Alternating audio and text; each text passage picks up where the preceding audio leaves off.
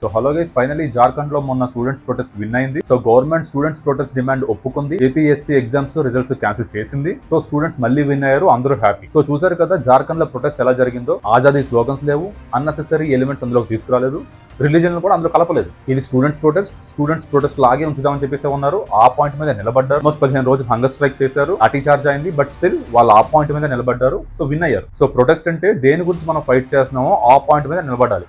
Jharkhand students ఆ point మీద నిలబడ్డారు, విన్ అయ్యారు. అండ్ దీంతో పాటు రీసెంట్ గా భోగాపురం ఎయిర్పోర్ట్ స్టార్ట్ అయింది. అందరం చాలా హ్యాపీగా ఫీల్ అయ్యాం. ఇంటర్నేషనల్ ఎయిర్పోర్ట్ మన విశాఖపట్నంకి వచ్చిందని చెప్పేసి. అండ్ ఇప్పుడు పాత ఎయిర్పోర్ట్ ఏదైతే ఉందో అక్కడ ఉన్న గ్రౌండ్ స్టాఫ్ అందరూ నిరసనకు దిగారు. ఉద్యోగాలన్నీ పోయి మా జీవితాలు రోడ్డు మీద పడ్డాయి. గత కొన్ని సంవత్సరాల నుంచి మేము ఈ ఎయిర్పోర్ట్ లోనే పనిచేస్తున్నాం. ఇప్పుడు మీరు సడన్ గా మాకు ఉద్యోగాలు లేవు, ఉద్యోగాలు తీసేస్తున్నాం అంటే ఎలాగని చెప్పేసి అందరూ నిరసనకు దిగారు అనమాట. మీ రోడ్ల మీద బతకాలా సార్?